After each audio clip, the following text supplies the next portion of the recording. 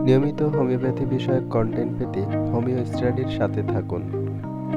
Sulphur যখন ফেস্টিডিয়াসনেস প্রকাশ করেন তখন অবশ্যই ধরে নিতে হবে তার এই ফেস্টিডিয়াসনেস বা টিডিনেস এর পেছনে কোনো প্যাথোলজি ডেভেলপ করতে শুরু করেছে বা প্যাথোলজি ডেভেলপ করার মতো একটা ঘটনা ঘটছে। এইটা মাথায় রাখতে হবে। সালফার স্বভাবত সে নোংরা, অলস। কিন্তু যখন তার মধ্যে এই অতিরিক্ত কর্মতৎপরতা বা এই টিডিনেসটা দেখবো তখন বুঝতে হবে যে অ্যানাদার প্যাথোলজি ডেভেলপ করছে তার ভেতরে। এই অবস্থায় তার ফেস্টিডিয়াসনেস বা টিডিনেস আর্সেনিকের পর্যায়ে চলে যেতে পারে। ঐরকম খুঁতখুঁতে স্বভাবের হয়ে যেতে পারে। একজন হোমিওপ্যাথিক চিকিৎসক হিসাবে আমাদের বহুবার এমন পরিস্থিতির মধ্যে পড়তে হয়। আমরা একজন রোগীর পুরাতন বা ক্রনিক রোগের চিকিৎসা করে যাচ্ছি। চিকিৎসা চলাকালে কোনো এক সময় হয়তো আমরা দেখি তার এমন কতগুলো লক্ষণ প্রকাশিত হচ্ছে যা আর্সেনিকের সদৃশ। আমরা হাতে নিলাম একজন সালফার রোগী, অথচ তার মধ্যেই আর্সেনিকের তরুণ অবস্থার লক্ষণগুলো প্রকাশ পেতে শুরু করেছে। তার হয়তো আর্সেনিক সদৃশ হেপাটাইটিস, ডায়রিয়া বা ব্রঙ্কাইটিস দেখা দিল। এমন অবস্থায় কিন্তু মোটেই অপ্রত্যাশিত নয়। এটা অপ্রত্যাশিত না, এটা হতে পারে। একজন সালফার রোগীর ক্ষেত্রে আর্সেনিকের তরুণ অবস্থার লক্ষণগুলি নিয়ে তরুণ কোনো রোগে আক্রান্ত হওয়া খুবই একটা স্বাভাবিক ব্যাপার। তখন তার মধ্যে আর্সেনিকের সেই খুঁতখুঁতে স্বভাবটা চলে আসে।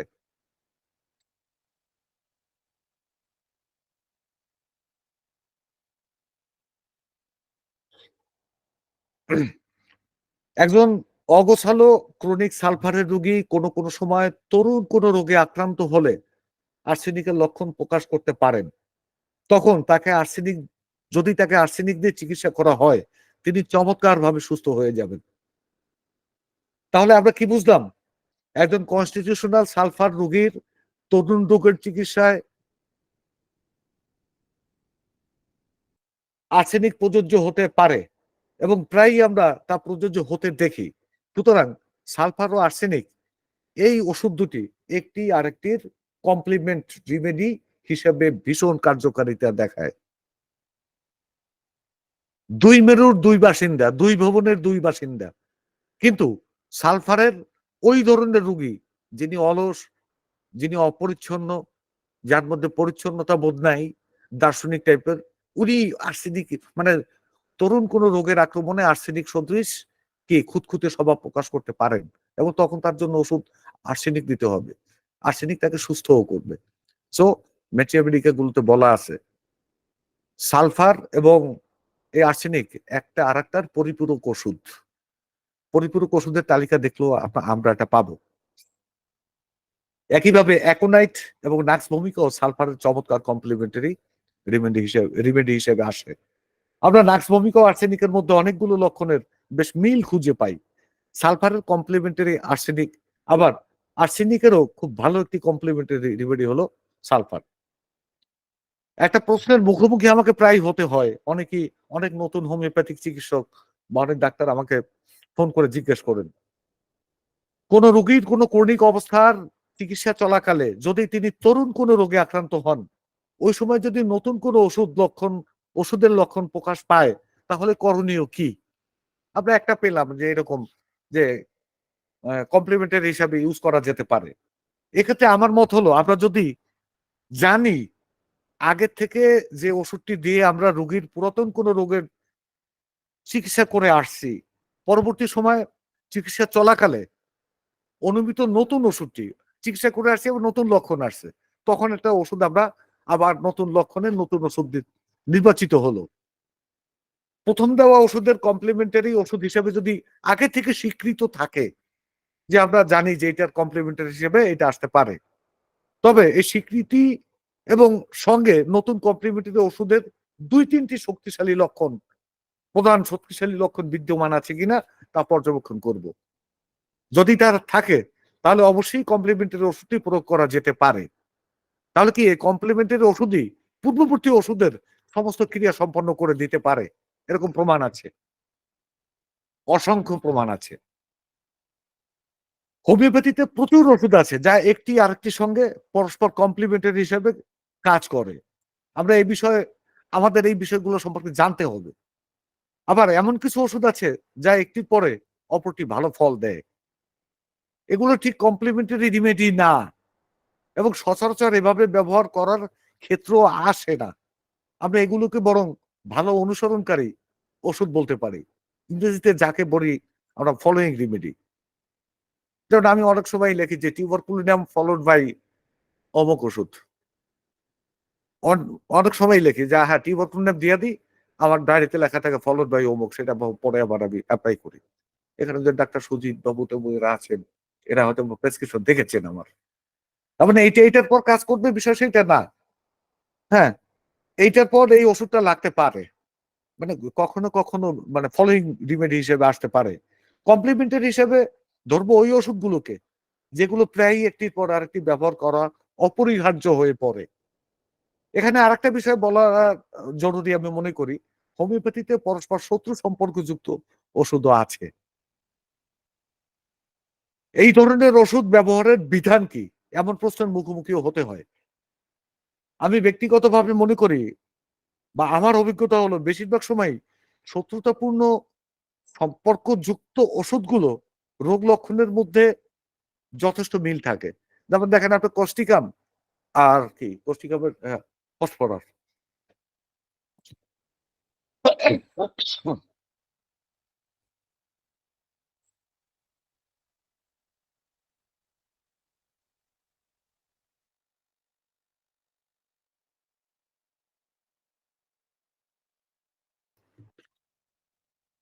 সরি, কস্টিকামের কথা বলতেই কাশি চলে আসছে।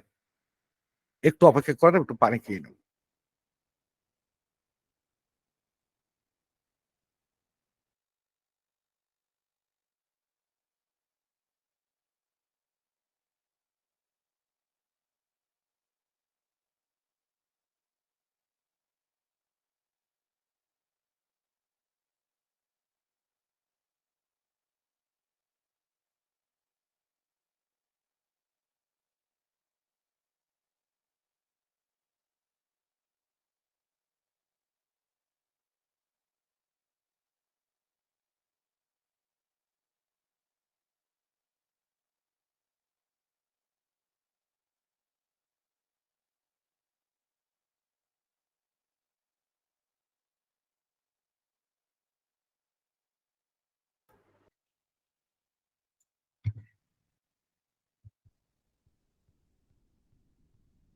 হ্যাঁ, শুনতে পাচ্ছেন?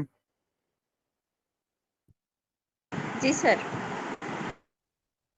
শোনা যাচ্ছে আমাকে? স্যার বলবেন ক্লিয়ার শোনা শোনা যাচ্ছে যাচ্ছে। কিনা? শোনা যাচ্ছে স্যার, থ্যাংক ইউ। আপনি কন্টিনিউ করুন।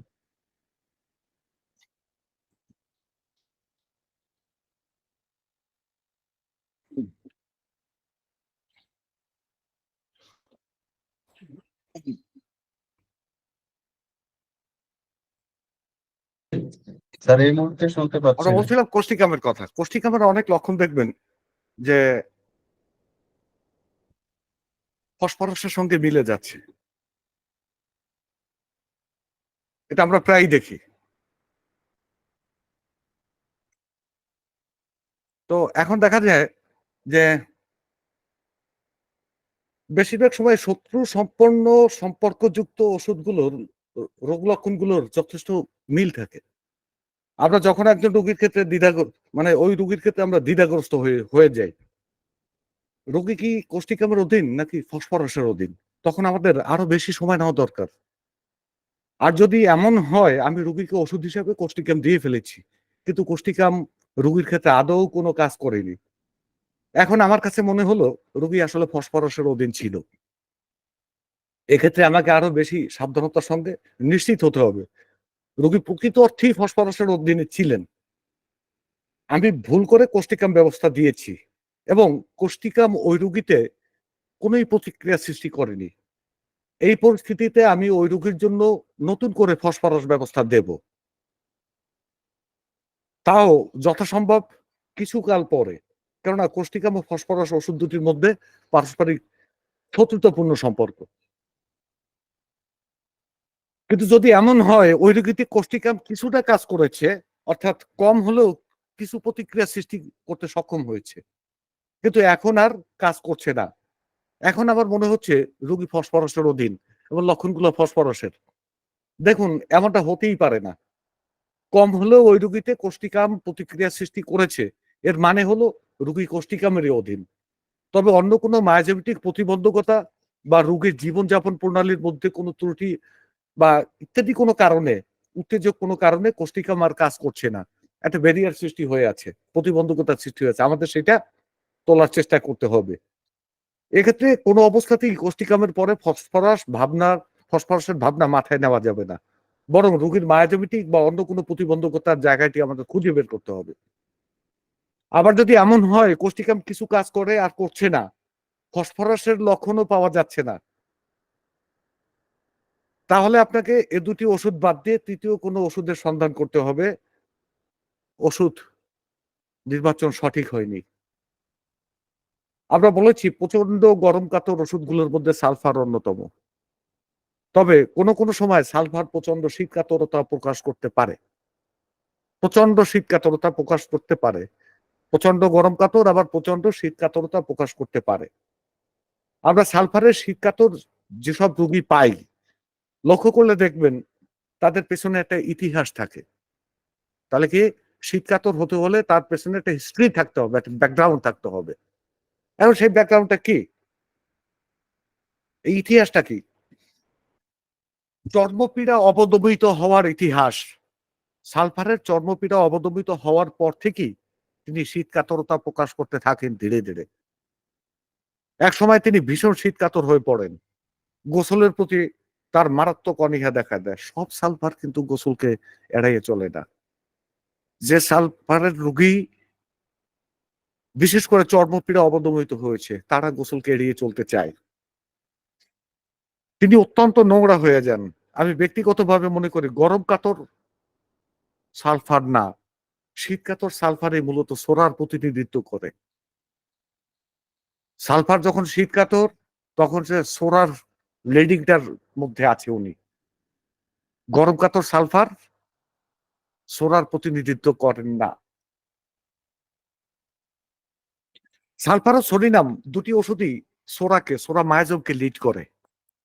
তবে ওষুধ দুটির মধ্যে বেশ কিছু পার্থক্য আছে।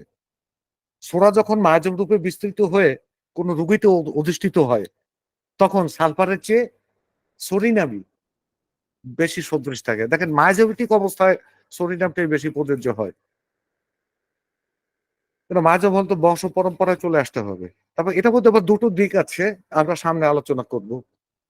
যদিও অনেকে বলে থাকেন বংশগতভাবে সোরার কোনো ডায়াথিসিস পাওয়া গেলে সেক্ষেত্রে সালফার বেশি কার্যকর হয়। আমিও তাই বলি। কিন্তু এখানে একটি বিষয় আমাদের বুঝতে হবে, ডায়াথিসিস আর মায়াজম এক না। ধরুন কোন বাবা-মায়ের একজিমা আছে। বাবা-মায়ের একজিমা আছে। কোন রোগীর বাবা-মায়ের একজিমা আছে। ওই রোগীর চিকিৎসায় সালফার প্রযোজ্য হতে পারে।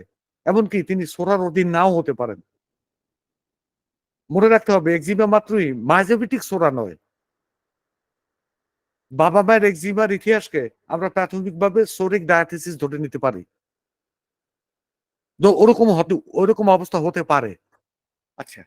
তো এই যে ডায়াথিসিস আর এই যে মায়াজম নিয়া সামনে আলোচনা করার ইচ্ছা আছে, তখন এটা আমি চেষ্টা করতেছি যে এটার উপরে ক্লাস করা যায় কিনা। আমরা বলছিলাম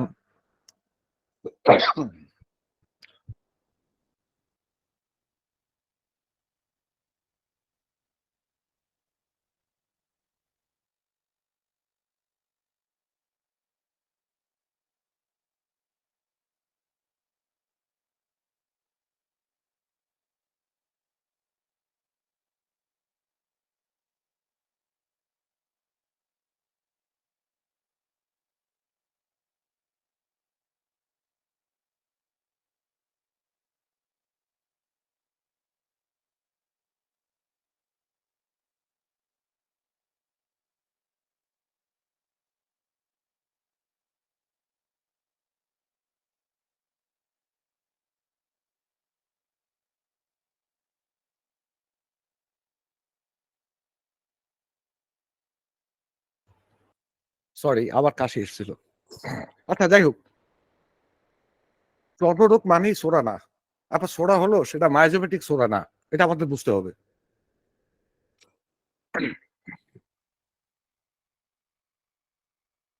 চর্মরোগ অবদমিত বা সাপ্রেস হওয়ার পর সালফার তার সোরা সূচক বৈশিষ্ট্যগুলো প্রকটভাবে প্রকাশ করে।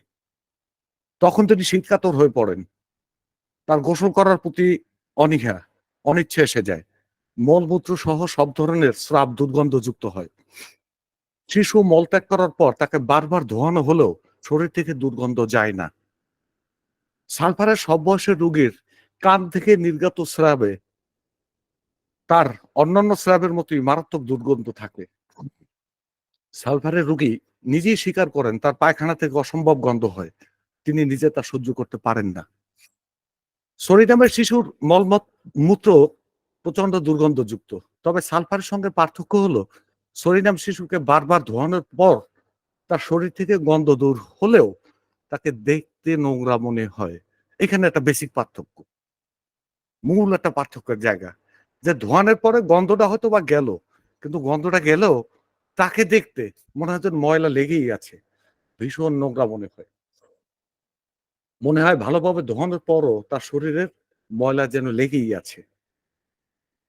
সরিনামের রোগী নিজে কখনো মনে করেন না যে তার সব ধরনের স্রাব অস্বাভাবিক দুর্গন্ধযুক্ত।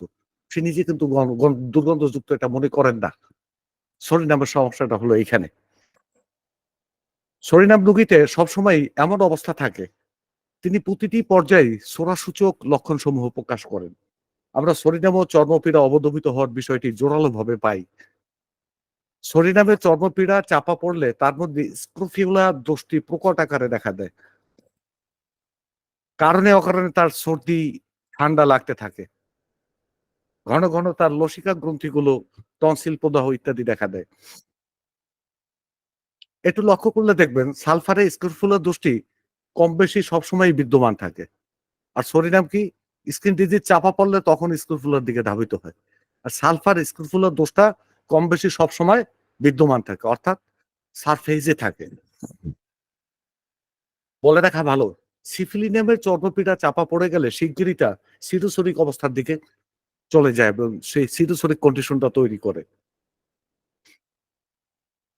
যার পরিণতি টিউবারকুলোসিস বা টিউবারকুলার অবস্থার দিকে যায়।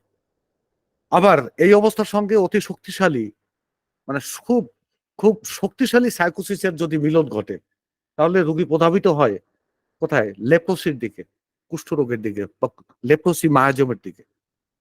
আমি এমনও অনেক রোগী পেয়েছি যারা সাইকোসিস মায়াজমের অধীন থুজা বা মেডোরিনাম সদৃশ চর্মপীড়ায় আক্রান্ত ছিলেন। তাদের চর্মপীড়া অবদমিত হওয়ার পর এক ধরনের হাইড্রোজেনাইড অবস্থায় ভোগেন। অবশেষে তারা টিউবারকুলোসিসে আক্রান্ত হন। এরকম অনেক রোগী পেয়েছি আমি। ক্যালকেরিয়া লাইকোপোডিয়াম সালফার চক্র নিয়ে আমরা লাইকোপোডিয়ামের ক্লাসে আলোচনা করেছিলাম। ক্যালকেরিয়া কার্বনিকের ক্লাসে বলেছিলাম ক্যালকেরিয়া ব্যক্তিত্ব তার নিজের নিরাপত্তার বিষয়টি সর্বাধিক গুরুত্বের সঙ্গে বিবেচনা করেন।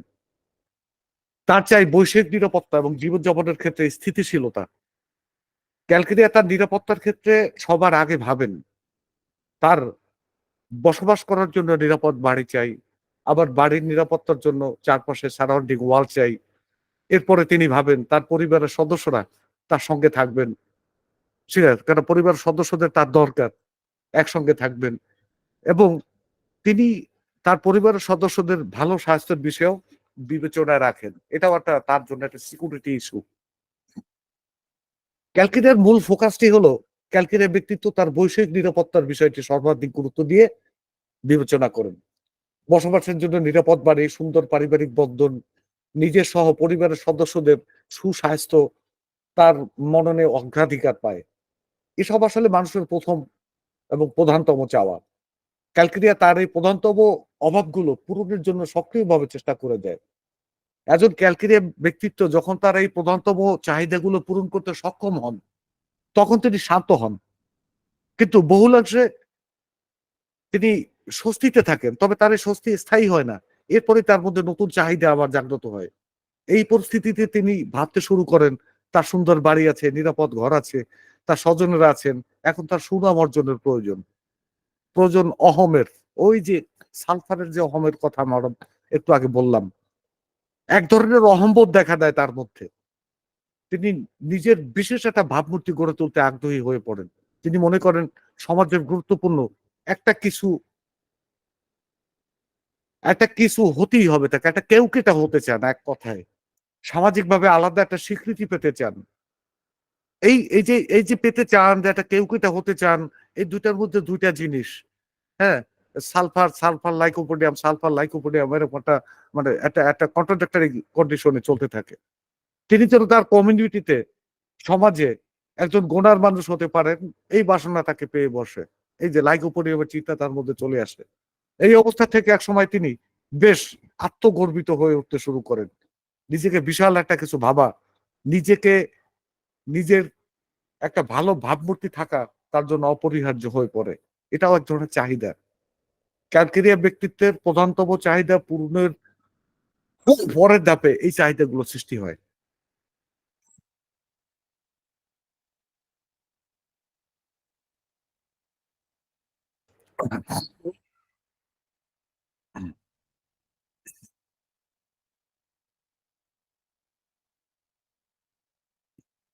তার এই চাহিদা পূরণ হোক বা না হোক, তিনি নিজেকে ওইসব জিনিসের অধিকারী ভাবতে শুরু করেন।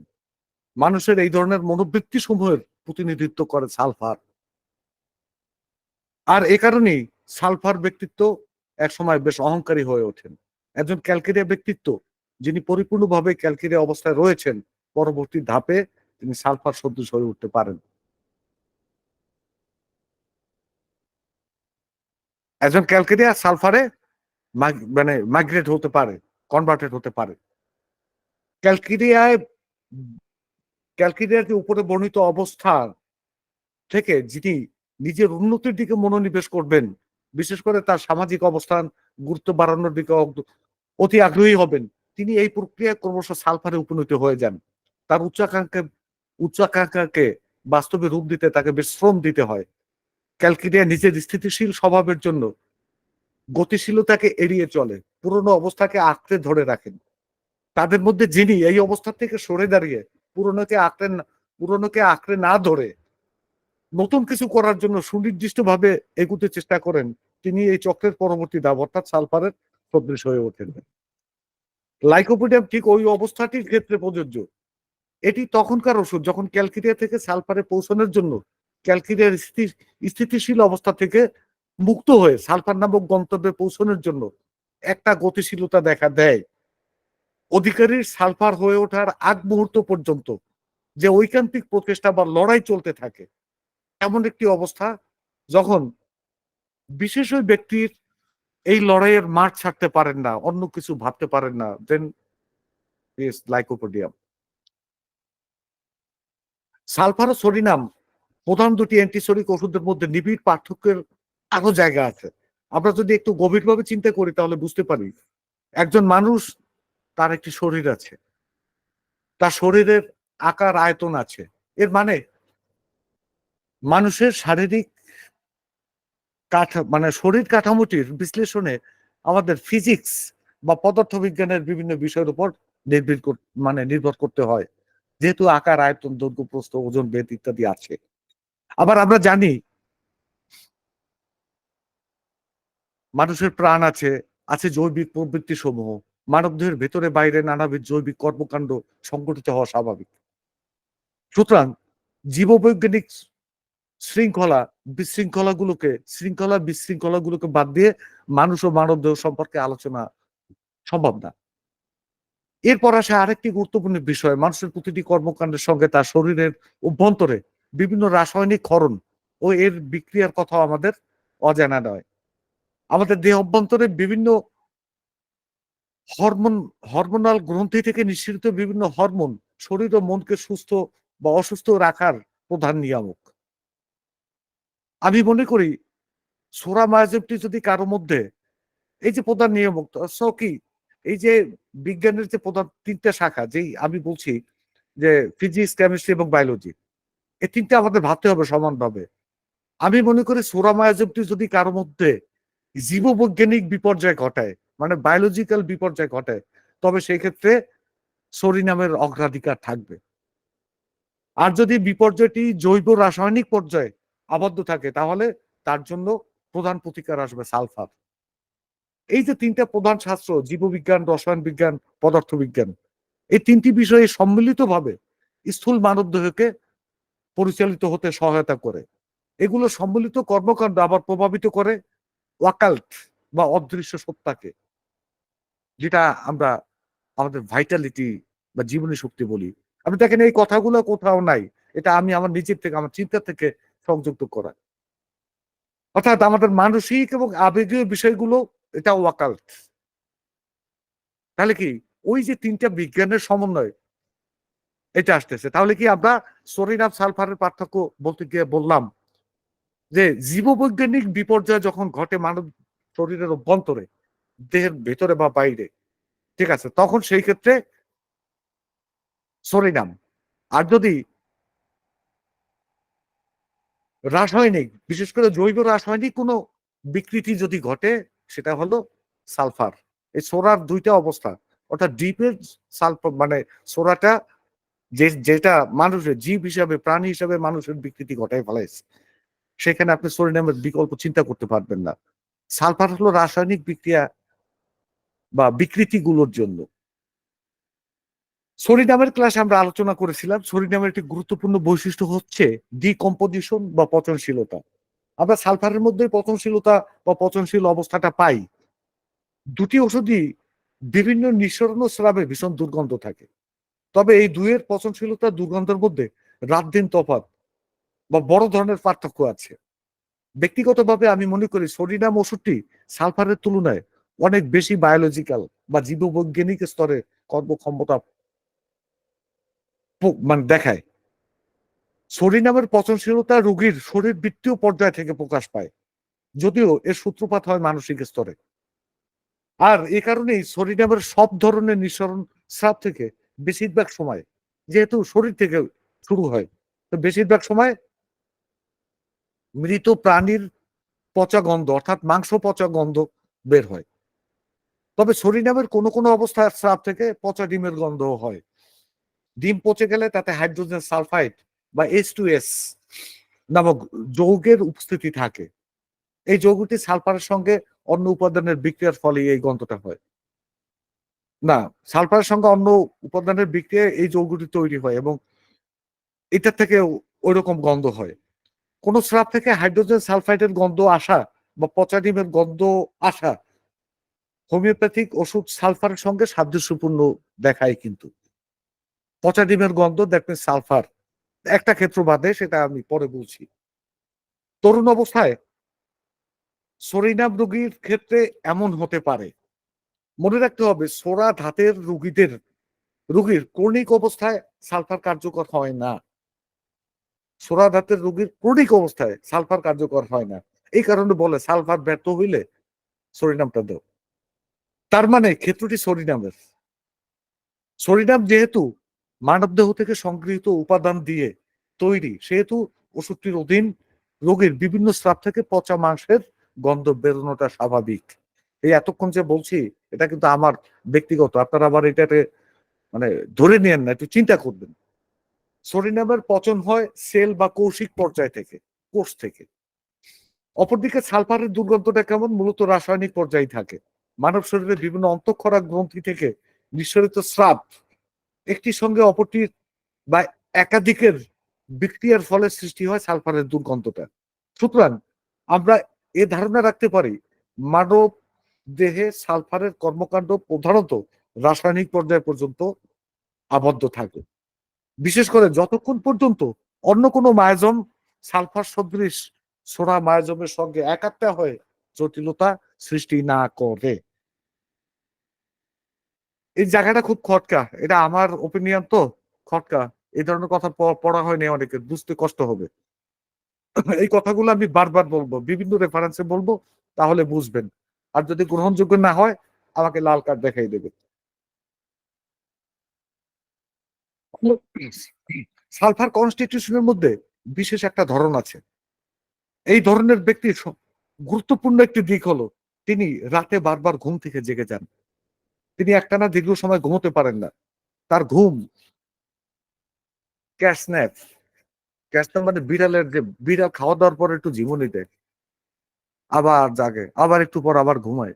ওরকম ঝিমাই একটু ঘুমাইয়ে ওঠে, আবার ঘুমায়, আবার ওঠে, আবার ঘুমায়। যে সময় সে জাগা থাকে তার চেয়ে কম ঘুমায়। এই একটু ঘুমান আবার জেগে যান, ঘুমোতে যান, ঘুমান কিন্তু ১-২ ঘন্টা পর জেগে যান। মূলত তিনি রাতে বেশিরভাগ সময়টাই জেগে কাটান। লাগাতার ঘুম তার হয় না। আপনার চেম্বারে যদি এমন কোনো ইনসোমনিয়া রোগী আসে, যিনি অভিযোগ করেন আমি রাতে কিছু সময় পরে জেগে যাই। আবার অনেক সময় পর একটু ঘুম আসে। কিন্তু ০.৫ ঘন্টা না পেরোতেই আবার জেগে যাই। পাশাপাশি তিনি যদি বলেন, আমি সাধারণত চিত হয়ে ঘুমাই। আপনি তাহলে ১ম এই ওই রোগীর জন্য সালফার চিন্তা করুন এবং অন্যান্য ওষুধের সঙ্গে তুলনা করুন। এই ধরনের নিদ্রাহীনতার ক্ষেত্রে সালফার একটা গুরুত্বপূর্ণ রেমেডি। আমি অনেক ক্ষেত্রে দিয়েছি এটা। নিদ্রাহীনতায় সালফার রোগীর আরেকটি অভিযোগ থাকে। তিনি যত রাতেই ঘুমান না কেন, রাত ৩টা, ৪টা বা ৫টায় তার ঘুম ভেঙে যায়। যদিও আমরা বিভিন্ন মেডিকায় লেখা দেখি সালফারের নিদ্রাহীন রোগী ভোর ৫টায় জেগে ওঠেন। কিন্তু না, ৩, ৪, ৫টায় যেকোনো সময় জাগতে পারে। লাস্ট টাইম ৫টায়। কিন্তু আমি অনেক রোগী পেয়েছি যারা রাত ৩টা বা ৪টায় জেগে যান। সুতরাং আমি মনে করি রাত ৩টা পর ৩টা থেকে ৫টার মধ্যে যেকোনো সময় তার ঘুম ভেঙে যেতে পারে। তাকে জেগে উঠতে পারে। জেগে ওঠে এর কারণ আছে। সামনে আসছি। সালফার রোগীর এক ধরনের অদ্ভুত উদরমের কথা, ডায়রিয়ার কথা আমরা সবাই জানি। দীর্ঘদিন ধরে এই উদরময় সালফারস ডায়রিয়া নামে পরিচিত। ওই যে ঘুম ভাঙলে তা পায়খানার বেগ আসবে। পায়খানার বেগটাকে তাড়া করে নিয়ে দেয়। যাও। অবশ্য এই ধরনের উদরময় আরো বেশ কয়েকটা ওষুধে আছে। সালফারের উদরময় খুব সকালে দেখা দেয়। আমার পর্যবেক্ষণ হলো সালফারস ডায়রিয়া রোগীকে খুব দ্রুত টিউবারকুলোসিস নামক ব্যাধিটির দিকে নিয়ে যায়। এটা আমার পর্যবেক্ষণ এবং আমার মানে ভালো পর্যবেক্ষণ আছে এটা নিয়ে। এসব রোগীর অপচিকিৎসা চলতে থাকলে এমনকি হোমিওপ্যাথিক মতেও যদি সঠিক ওষুধ নির্বাচনের মাধ্যমে চিকিৎসিত না হয়, তিনি অচিরেই টিউবারকুলোসিস এবং পরবর্তীতে টিউবারকুলাস অবস্থা বা টিউবারকুলার মানে হ্যাঁ, অবস্থায় পতিত হবেন। সালফারের উদরাবার মধ্যে মানে তার এই ডায়রিয়ার মধ্যে রাত থেকে ডায়রিয়ার মধ্যে যে বিশেষত্ব সেটা হলো মধ্যরাত থেকে সকাল পর্যন্ত। তবে সাধারণত দেখা যায় যেই মুহূর্তে রোগী বিছানা ছেড়ে ওঠার চিন্তা করেন তখনই তার মলত্যাগের বেগ উপস্থিত হয়। মলত্যাগের বেগ তাকে বিছানা ছাড়তে বাধ্য করে। মল পাতলা পানির মতো খুব বেশি বেগে নির্গত হয় না এবং পরিমাণেও খুব কম। কোনো সময় হলদেটে পানি সহ কিছু শক্ত মলও নির্গত হতে দেখা যায়।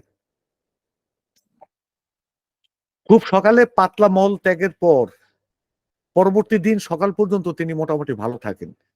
এমন অনেক রোগী আমরা পাই বছরের পর বছর যাদের এই অবস্থা চলে আসছে। সালফারের অধীন এই লক্ষণধারী রোগীদের শারীরিক স্বাস্থ্যের কোনো হানি ঘটে না। বাহ্যিকভাবে তিনি বেশ সুঠাম দেহের অধিকারী। আমাদের বুঝতে হবে ইনি সোরার একজন প্রকৃত প্রতীক হতে পারেন। আমাকে সালফারের উদরাময়ে ভোগা অসংখ্য নারী রোগীর চিকিৎসা করতে হয়েছে। আমার ধারণা এ ধরনের অবস্থা পুরুষের চেয়ে পুরুষের তুলনায় নারীদের মধ্যে বেশি পাওয়া যায়। আমি মনে করি এই অবস্থাটি সোরার অতিবর্ধিত রূপ এবং টিউবারকুলোসিসের ঠিক পূর্ব অবস্থা। রোগী যতক্ষণ পর্যন্ত সোরার চিহ্ন সমূহ বহন করেন, ততক্ষণ পর্যন্ত আমরা এই ধরনের রোগীর চিকিৎসায় সালফারের কথা বিবেচনা করতে পারি। সালফার এই অবস্থা থেকে রোগীর সার্বিক উন্নতিতে সফলতা দেবে। একই লক্ষণের সঙ্গে যদি রোগীর ইম্পোর্টেন্ট কথা বলছি, রোগীর যদি শীর্ণতা দেখা দেয়, রাত্রিকালে বল ক্ষয়কারী ঘাম থাকে, তাহলে বুঝতে হবে সোরার গণ্ডি পেরিয়ে টিউবারকুলারের কাছাকাছি বা টিউবারকুলোসিসের কাছাকাছি, টিবি রোগের কাছাকাছি রোগী পৌঁছে গেছে। সেক্ষেত্রে আপনাকে নিশ্চিত হতে হবে। এক্ষেত্রে সালফার ব্যবহার করা যাবে না। ভয়াবহ রেজাল্ট আসতে পারে। সালফার ব্যবহারের পূর্ব শর্ত হলো দীর্ঘদিন প্রাতকালীন উদরময় ভোগার পরও রোগীর বাহ্যিক স্বাস্থ্য অটুট থাকা। তার শরীর ঠিক আছে এবং বল ক্ষয়কারী ঘাম তার হয় না। এটা নিশ্চিত হতে হবে। সকালবেলার উদরাবার সঙ্গে রোগী ক্রমশই ভগ্ন স্বাস্থ্যের অধিকারী হয়ে পড়ছেন। তার রাত্রিকালে বল ক্ষয়কারী ঘাম হচ্ছে। তাহলে আমি বলব আপনার হাতে তুলে নেওয়া সালফারের শিশির ছিপিটি আটকে দিন, বন্ধ করে দিন। আপনাকে আরো অনেক বেশি ভাবতে হবে। আমরা সালফারের উদাহরণের যে চিত্র আগে দেখলাম, ওই ধরনের ক্ষেত্রে সালফার ব্যবহারে অবশ্যই যথেষ্ট সতর্কতা অবলম্বন করতে হবে। কেননা টিউবারকুলোসিস বা যক্ষা আক্রান্ত হওয়ার সূচনা লগ্নে রোগীর সালফারের উদরাময়ের মতো প্রাতকালীন উদরাময় দেখা দিতে পারে। যক্ষার প্রাথমিক পর্যায়ে সালফারের উদরাময়, রাত্রিকালীন শক্তি ক্ষয়কারী ঘাম ইত্যাদি দেখা দিতে পারে, যা সালফারের সঙ্গে সাদৃশ্যপূর্ণ। আপনি যদি ওইসব রোগীতে সালফার প্রয়োগ করেন, রোগীর উদরাময় বা রাত্রিকালীন ঘাম বন্ধ হয়ে যাবে এবং এতে কি হবে, কিন্তু রোগী তাতে সুস্থ হওয়ার পরিবর্তে আরো দ্রুত প্রাণ নাশ হওয়ার দিকে এগিয়ে যাবে। আমি একটা কেস বলি, এখন সময় হয়ে গেছে অনেক, চেষ্টা করে মাঝখানে অনেক বাদ দিয়ে আসছি, আপনারা টের পাইছেন বোধহয়। একটা কেস বলি।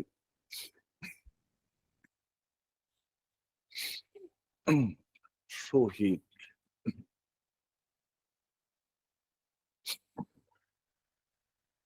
মিস্টার মোহাম্মদ শহীদ, 51 বছর বয়স, উপজেলা স্বাস্থ্য কমপ্লেক্সের স্বাস্থ্য সহকারী হিসাবে কর্মরত। শৈশবকাল থেকে তিনি ঘাড়ের পেছনের দিকে ও দুই পায়ের পাতার চারপাশে এক ধরনের একজিমায় আক্রান্ত ছিলেন। এর জন্য তিনি বিভিন্ন ধরনের চিকিৎসা করিয়েছেন, কোনো ফল হয়নি। এক পর্যায়ে 11 বছর আগে, এখন থেকে তখন থেকে 20 সাল থেকে 11 বছর আগে পার্বত্য চট্টগ্রামের রাঙামাটিতে তিনি একজন আদিবাসী কবিরাজের কাছ থেকে চিকিৎসা নেন। এতে তার দীর্ঘদিনের একজিমাটি ভালো হয়ে গেছে বলে তিনি দাবি করেন। ওই 11 বছর আগে চিকিৎসা করেছেন। এর আনুমানিক ভালো হয়ে যাওয়ার 5 বছর পরে তার অনিয়মিত পায়খানা দেখা দেয়। অ্যালোপ্যাথিক চিকিৎসকেরা জানান তিনি আইবিএস এ আক্রান্ত, ইরিটেবল বাউল সিনড্রোম। এরপর তার 4 বছর ধরে পাতলা পায়খানা চলতে থাকে। আমি তার এই পাতলা পায়খানাকে, ওই যে আগে যেরকম বললাম, আমি সংক্ষেপে বলে যাচ্ছি, সালফারস ডায়রিয়া সদৃশ বলে শনাক্ত করি। মিস্টার শহীদ কনস্টিটিউশনালি সালফারের অধীন, এতে কোনো সন্দেহ নাই। উনি কিন্তু সালফার কনস্টিটিউশন একদম। কিন্তু তিনি আমার কাছে যখন আসেন, তখন আমার মনে হয়েছিল তিনি টিউবারকুলোসিসে আক্রান্ত। এটা আমি সন্দেহ করছি। কেননা গত 2 বছর ধরে তার প্রাতকালীন যে ডায়রিয়া, সকালবেলার ডায়রিয়া, এর সঙ্গে রাত্রিকালীন অনিয়মিত বল ক্ষয়কারী ঘাম যাচ্ছিল। পাশাপাশি তার শরীরের ওজন আশঙ্কাজনক হারে হ্রাস পাচ্ছিল। আমি তাকে প্যাথোলজিক্যাল পরীক্ষা করানোর পরামর্শ দিলাম, কিন্তু তিনি কিছুতেই মানতে রাজি না। তিনি বললেন, না, আমার কোনো টিউবারকুলোসিস নাই, আমার টিউবারকুলোসিস আসবে কোত্থেকে। যাই হোক, আরো হাসপাতালে চাকরি করে, তো এই সমস্ত রোগবালাই সম্পর্কে তো ভালো জানে। যাই হোক, অনেক বলার পরও তিনি অখ্যাত একটি ল্যাব থেকে পরীক্ষা করে সনদ নিয়ে আসেন, তার শরীরে টিউবারকুলোসিস নাই। আমি ওই সময় mister শহীদকে sulphur M2, M3, M4 ব্যবস্থা দিলাম। 1 মাসের মধ্যেই তার প্রাতকালীন যে ডায়রিয়া, যে সালফারস ডায়রিয়া, এটা পালাইছে। কিন্তু তার শারীরিক মানসিক কোনো উন্নতি দেখলাম না। উন্নতি না দেখে আপাতত ওষুধ বন্ধ রেখে 1 মাস পর আসতে বললাম। ফাইটম দিয়ে দিয়েছি, ফাইটম। বলছি আর 1 মাস পর আসেন। আমার সন্দেহ ছিল যে এটা বন্ধ হয়ে গেল, কিন্তু শারীরিক কোনো, মানে তার গ্ল্যামার চেঞ্জ হয় না, ওজন বাড়ে না, মানসিক না, কোনো দিকে পরিবর্তন নেই, কিন্তু পাতলা পায়খানা বন্ধ হয়ে গেছে। 28 দিন পর খবর আসলো মিস্টার শহীদের পায়খানার সঙ্গে প্রচুর রক্ত যাচ্ছে। তাকে বিভাগীয় শহরের একটি মেডিকেল কলেজ হাসপাতালে ভর্তি করা হয়েছে। এরও মাস দেড়েক পর মিস্টার শহীদ আমার সঙ্গে দেখা করেন। তিনি জানান রক্তক্ষরণের মাত্রা কমলেও 2-3 দিন পর পর মলের সঙ্গে রক্ত যাচ্ছে এখনো। হাসপাতাল থেকে রক্তক্ষরণের কারণ নির্ণয় করা যায়নি। তিনি আমার সঙ্গে দেখা করার জন্য এসেছিলেন, ওষুধ নেওয়ার জন্য না। 9 মাসের মাথায় মিস্টার শহীদ, এর 9 মাস পরে মিস্টার শহীদ আবার ভীষণ অসুস্থ হয়ে পড়লে তাকে প্রথমে ঢাকার একটি মেডিকেল কলেজ হাসপাতাল, একটু সুস্থ হওয়ার পর ভারতের তামিলনাড়ুর ভেলোরের একটি হাসপাতালে চিকিৎসা করানো হয়। ভারতের চিকিৎসকেরা জানান মিস্টার শহীদ ইনটেস্টাইনাল টিউবারকুলোসিসে আক্রান্ত, অন্ত্রের টিউবারকুলোসিস। তার ইনটেস্টাইনাল টিবি ধরা পড়েছে। মিস্টার শহীদ প্রায় 1 বছর অ্যালোপ্যাথিক মতে ইনটেস্টাইনাল টিবির জন্য ওষুধ খেয়ে যান। কিন্তু এরই মধ্যে আরেক সমস্যা দেখা দেয়। তিনি আগে যে আমার কাছে দাবি করেছিলেন আদিবাসী কবিরাজের চিকিৎসায় তার শৈশবকালের দেখা দেওয়া একজিমা ভালো হয়ে গেছে, সে একজিমা আবার রিএস্টাবলিশড হয়েছে। এইবার আরো বেশি সংহার মূর্তি নিয়ে এটা প্রকাশিত হয়েছে। একই সঙ্গে তার শরীরের বিভিন্ন স্থানে অদম্য প্রকৃতির দাঁত রোগ, রিংওয়ার্ম দেখা দিছে।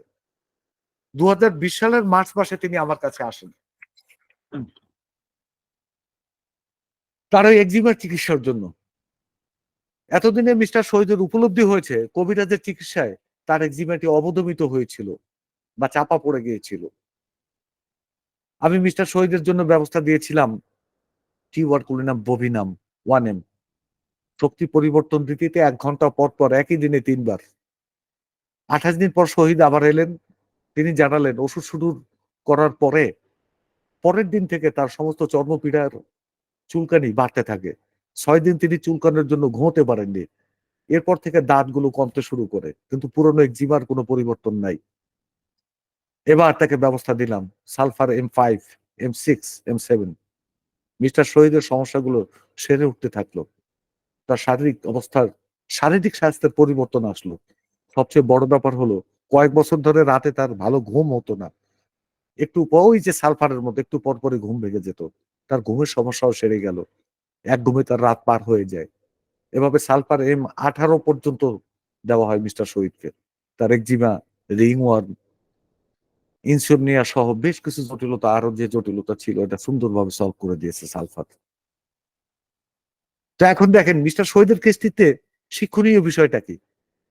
আমি তার দেওয়া প্যাথোলজিক্যাল রিপোর্টের উপর আস্থা রেখে তার জন্য সালফার ব্যবস্থা দিয়েছিলাম।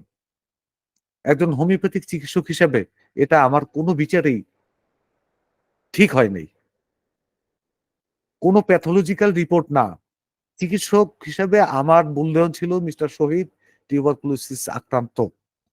আমার উচিত ছিল নিজের সিদ্ধান্তে অটল থাকা।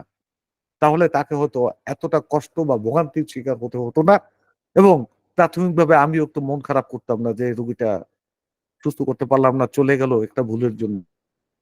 তা আমরা আর করবো না। এটা মাথায় রাখতে হবে সালফারের ক্ষেত্রে বা এই ধরনের রোগীর ক্ষেত্রে। সালফারের রোগী পিপাসা বেশি থাকে, যিনি সালফার ডায়রিয়ায় ভুগতে থাকেন তার পিপাসা আরো অনেক বেশি।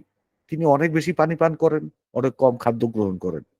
এই কথাটি সালফারের ওই ধরনের রোগীর ক্ষেত্রে প্রযোজ্য যারা সালফারস ডায়রিয়ায় আক্রান্ত। তিনি গরম কাতর, তাকে ঘন ঘন ঠান্ডা পানি পান করতে হয়। পিপাসা ও গরম কাতরতায় তিনি মেডোরিনিয়ামের সঙ্গে প্রতিযোগিতা করেন। আমরা আগে কোনো ক্লাসে বলেছিলাম মেডোরিনিয়াম রোগী কোথাও গেলে তিনি পানির বোতলটি হাতে নিয়ে নেন আগে, কারণ তাকে ঘন ঘন পানি পান করতে হয়। আমি সালফারের আলোচিত ধরনের অনেক রোগী পেয়েছি যারা কোথাও গেলে পানির বোতল নিয়ে যান, ঘন ঘন পানি পান করেন। এছাড়া সাধারণভাবে সালফার ব্যক্তিত্বের প্রচন্ড ক্ষুধা থাকে। তিনি প্রচুর পানি পান করেন, প্রচুর খাবার গ্রহণ করেন। মিষ্টির প্রতি তার ভীষণ আকাঙ্ক্ষা। সালফারের এইসব প্রবৃত্তি সম্পন্ন ব্যক্তিরা হয় ডায়াবেটিস আক্রান্ত থাকেন, নয়তো ডায়াবেটিসের দিকে এগুচ্ছেন। মনে রাখতে হবে সালফারের মোটাসোটা স্বাস্থ্যের ব্যক্তি ও শীর্ণদেহী ব্যক্তি উভয় ধরনের ডায়াবেটিসে আক্রান্ত হতে পারেন বা তাদের ডায়াবেটিস হওয়ার সম্ভাবনা থাকে। তবে মজার বিষয় হলো সালফারের চেয়ে নেট্রাম সালফিউরিকামে আমরা ডায়াবেটিস আক্রান্ত রোগী বেশি পাই। আমরা অনেক ভোজন রসিক ব্যক্তিত্বকে আমরা পেয়ে থাকি, যিনি সালফারের অধীন এবং খেতে খুব পছন্দ করেন। তিনি খানও প্রচুর। সালফার কিন্তু অ্যান্টিমোনিয়াম ক্রুডামের মতো নয়। অ্যান্টিমোনিয়াম ক্রুডাম প্রচুর খান, তিনি জানেন না বা বুঝতে পারেন না কখন তাকে খাওয়া থামাতে হবে। অতিরিক্ত খাবার খেয়ে একটু পরেই তা বমি করে ফেলে দিতে হয় হয়তো তাকে। অ্যান্টিক্রুড। সালফারের রোগী প্রচুর খাবার খাওয়ার পরও তার ওজন ক্রমশ কমতে থাকে। একদম অপোজিট ট্রেন্ড অফ ক্যালকেরিয়া। অনেক ক্যালকেরিয়া কি করে যে অনেক কিছু না খাইলেও তার ওজন বাড়ে, আর সালফার হলো প্রচুর খাওয়ার পরও তার ওজন কমতে থাকে। অনেকাংশে আইডিয়াম, টিউবারকুলিনাম, নেট্টামিউটিকাম, লাইকোপোডিয়ামের মতো। বাংলাদেশ ও ভারতে প্রচলিত বাংলা সংস্করণের প্রচলিত যে মেট্রিয়া গুলো, সালফার অধ্যায় খুললে আমরা দেখি ওষুধটির সংশ্লিষ্ট কিছু শব্দ ব্যবহার করা হয়েছে, যেগুলো বর্তমান সময়ে প্রচলিত না হয়ে এই শব্দগুলো আমরা জানি না। অতএব এর মানে ওই বাংলা বই পড়ে অনেকে বুঝি না। যেমন হাজা একটা শব্দ আছে, বলা হয় সালফার সদৃশ নারীদের প্রচুর প্রদর্শরা এতে জননিয়ন্ত্রণ হাজিয়া যায়, একেবারে মানে সাধু ভাষায় লেখে। এই হাজিয়া যাওয়াটা কি? অনেকে এটা বোঝে না। রোগীর পাতলা মলদ্বারের চারদিকে জ্বালা ও হাজার সৃষ্টি করে। আসলে আমরা অনেকেই বুঝতে চেষ্টা করি না হাজা শব্দটা ঠিক কোন অর্থে এখানে ব্যবহার করা হয়েছে। মূলত হাজা শব্দটি মধ্যযুগে বিভিন্ন বাংলা কাব্যে ব্যবহৃত একটি শব্দ। সংস্কৃত বা তৎসম শব্দ মজ্জন, মজ্জনটা মজ্জন থেকে হাজা শব্দের উৎপত্তি। সংস্কৃত মজ্জন শব্দটি অপভ্রংশ রূপ হলো মজা, আর অপভ্রংশ মজা থেকেই বাংলায় হাজা শব্দের উৎপত্তি। মধ্যযুগীয় বাংলায় লিখিত মঙ্গল কাব্য চণ্ডী মঙ্গল কাব্যে কবি কঙ্কন মুকুন্দরাম চক্রবর্তী লিখেছিলেন, হইয়া উন্মত্ত বেশ হাজালে হাজালে কলিঙ্গ দেশ। আধুনিক বাংলা সাহিত্যিকদের মধ্যে সৈয়দ মুস্তফা আলী, বিভূতিভূষণ বন্দ্যোপাধ্যায় তাদের সাহিত্যকর্মে হাজা শব্দটি আমরা পাই। হাজা শব্দটির আবিধানিক অর্থ হলো পচে যাওয়া, বিশেষ করে পানিতে ভিজে পচে যাওয়া। আবার চিকিৎসা বিজ্ঞানের ভাষায় হাজা মানে হলো দীর্ঘকাল পানিতে ভেজার ফলে সৃষ্ট এক ধরনের ক্ষত। আমরা এমন কিছু অভিযোগ পাই পানিতে কাজ করতে করতে হাতে পায়ে এক ধরনের ক্ষততা দেখা দেয়, যে বিশেষ করে কৃষকদের এই যে বর্ষাকালে মাটিতে কাজ করতে করতে পায়ে ক্ষততা দেখা দেয়, বা নারীদের ধোয়া মাজা করতে করতে আঙ্গুলের ফাঁকে ক্ষততা দেখা দেয়। ওই ক্ষতটাই হলো মূলত হাজা, হাজা ক্ষত বা হাজা। হাজা ভাব বা হাজা ক্ষতের প্রকৃষ্ট উদাহরণ হলো ওইটা। আমরা এসিডার্টিকের রুগীতে এই ধরনের হাজা ক্ষত আঙ্গুলের ফাঁকে, দুই আঙ্গুলের মাঝখানে হাজা ক্ষতটা, এই ধরনের হাজা ক্ষত দেখি।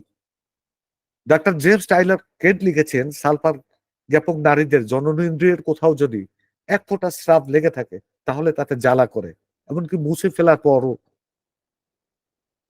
মুছে ফেলাটাও যথেষ্ট নয়, জ্বালার উপশমের জন্য তা অবশ্যই ধুয়ে ফেলতে হবে। সালফার শিশুদের মলদ্বারের চারদিকে ও নিতম্বের ভাঁজে আমরা এক ধরনের হাজা দেখতে পাই। এই যে অনুবাদক লিখছে হাজা, এই হাজা কি? ওই ধরনের ঘা দেখতে পাই। মল যে জায়গায় লাগে সেসব জায়গায় হেজে যায়, মানে ঘা হয়ে যায়, ওইরকম লাল হয়ে যায়, প্রদাহ সৃষ্টি হয়। আমি শেষ করতে চাই। আচ্ছা, এখানে কি আচ্ছা দেখি দেখি একটু দেখি, মা পয়েন্ট গুলো দেখিনি একটু।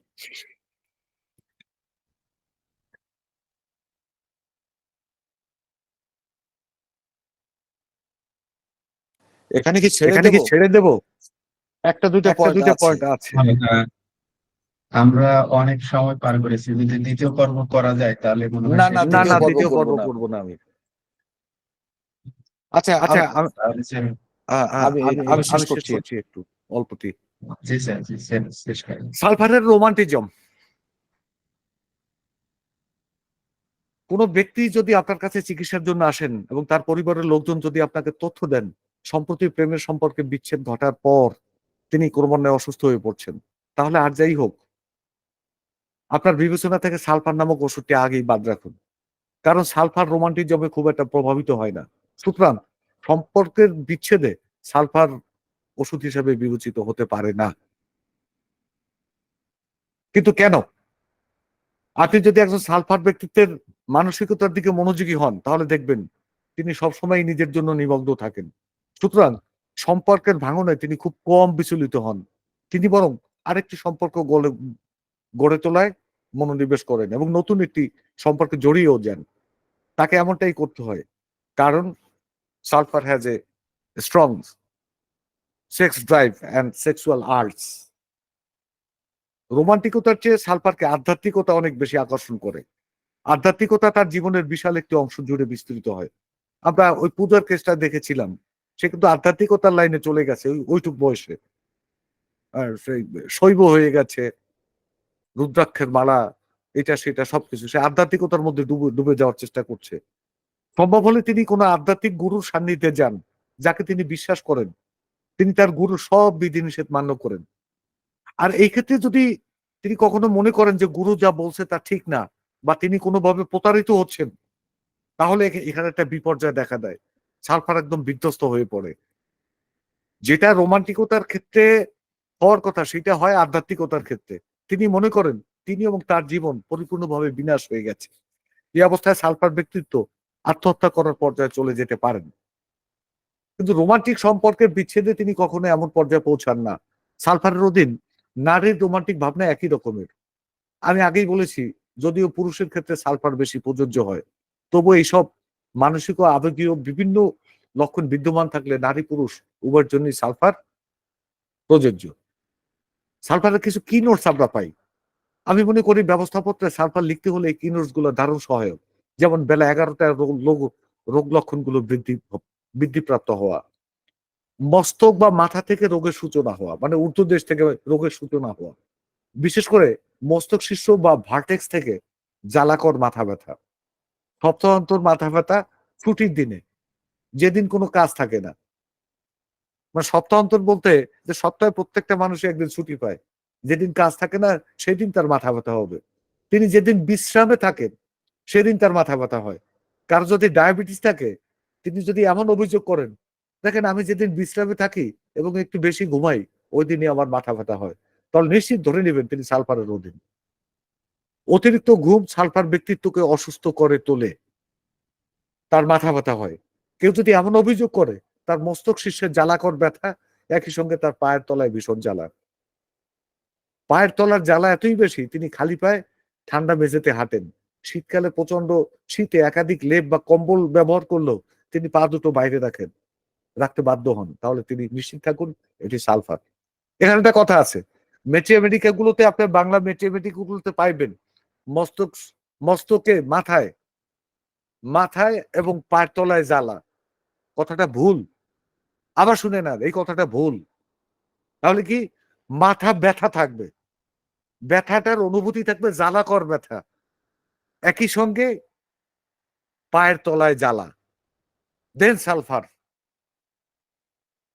আর যদি মাথায়ও জ্বালা থাকে, পায়ে মানে মস্তকেও জ্বালা থাকে, ব্যথা না, আর পায়েও জ্বালা থাকে, দেন নেট্রাপ সালফ আসতে পারে, মেডোরিনাম আসতে পারে। কিন্তু মাথায় ব্যথা থাকতে হবে, হেডেকের সেন্সেশনটা থাকবে বার্নিং সেন্সেশন, পাশাপাশি পায়ের তলায় জ্বালা। মস্তিষ্কে জ্বালা থাকলে সেটা সালফার হবে না। এটা আমার অবজারভেশন, এবং আমি দীর্ঘদিন অবজারভেশন করছি। তারপর আপনারা মিলিয়ে দেখবেন। ব্যক্তিগতভাবে আমি মনে করি পায়ের তালুর জ্বালা হওয়ার বিষয়টি আমাদের যথেষ্ট গুরুত্বের সঙ্গে মূল্যায়ন করা উচিত। আমার প্র্যাকটিস লাইফে আমি দেখেছি যে সব রোগীর লক্ষণগুলো বিতর্কিত, বিশ্বাসযোগ্য নয়, কোনো যান্ত্রিক পরীক্ষায় শনাক্ত করা সম্ভব না। তাদের পায়ের তালুতে জ্বালার অনুভূতি থাকে, যেমন ওষুধি গন্ধ জ্বর বা হে ফিভারের রোগী। হে ফিভার হলো এক ধরনের জ্বর, যে রোগীকে স্পর্শ করলে মনে হয় প্রচন্ড জ্বরে গা পুড়ে যাচ্ছে, কিন্তু থার্মোমিটার দেবেন তখন জ্বর ধরা পড়ে না।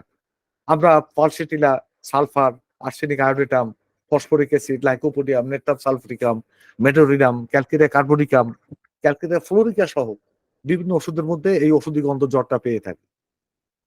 তাছাড়া আমেরিকার চিকিৎসা বিজ্ঞানীদের বেশ কয়েকটি গবেষণাপত্রের ভিত্তিতে জানা যায় মানবদেহের তাপমাত্রা নিয়ন্ত্রণকারী হিসেবে কাজ করে পায়ের বৃদ্ধাঙ্গুলি।